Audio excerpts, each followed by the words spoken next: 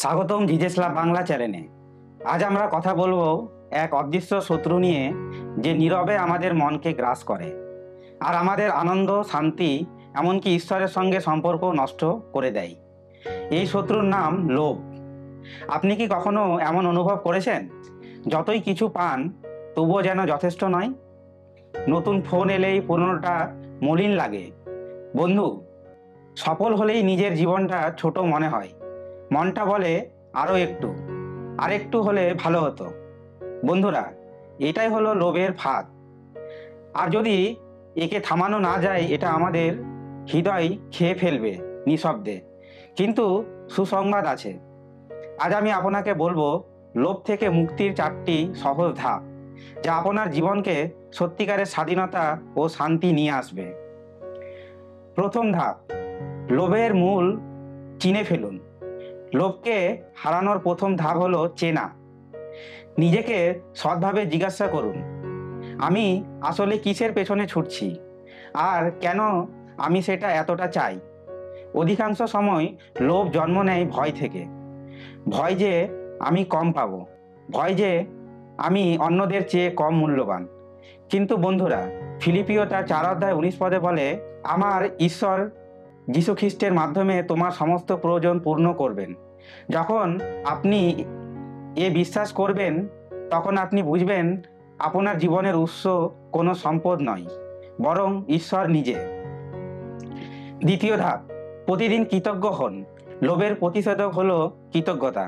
প্রতিদিন একটু সময় নিয়ে বলুন, ধন্যবাদ প্রভু, আমি যা পেয়েছি তার জন্য। আপনার নিঃশ্বাসের জন্য, আপনার পরিবারের জন্য, আপনার প্রতিদিনের ছোট ছোট আশীর্বাদের জন্য কৃতজ্ঞ হন। কারণ লোভী হৃদয় বলে আমি আরও প্রাপ্য, কৃতজ্ঞ হৃদয় বলে আমি তো ইতিমধ্যেই আশীর্বাদ প্রাপ্ত। তৃতীয় ধাপ, দান করুন। মুক্তির চাবি এখানে। লোভকে ভাঙার সবচেয়ে কার্যকর উপায় হলো দান করা। যখন আপনি দেন, আপনি ঘোষণা করেন এই পৃথিবীর জিনিসগুলো আমার ওপর রাজত্ব করবে না। প্রেরিত তার 20:35 লেখা আছে, গ্রহণ করার চেয়ে দান করায় অধিক আশীর্বাদপূর্ণ। এটা শুধু একটি বাণী নয়, এটি একটি শক্তি। দান করলে আপনি অনুভব করবেন একটি অদ্ভুত আনন্দ, এক অদৃশ্য শান্তি, যা শুধু ঈশ্বর দিতে পারেন। আজই শুরু করুন। কারো প্রয়োজনে সাহায্য করুন, একটি ক্ষুদ্রার্ত মুখে আহার দিন, অথবা শুধু ভালোবাসা দিয়ে কারো পাশে দাঁড়ান।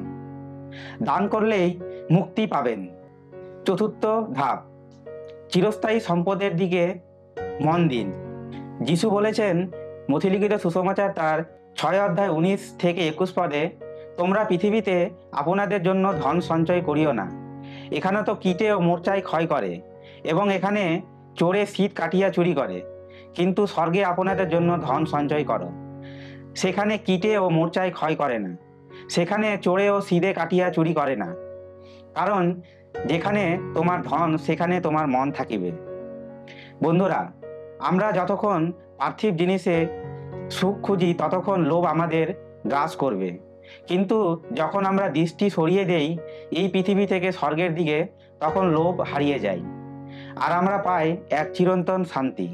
কারণ তখন আমাদের আনন্দ নির্ভর করে না আমরা কি মালিক, বরং কে আমাদের মালিক, যীশু খ্রিস্ট। বন্ধুরা, লোভ এক নীরব শত্রু।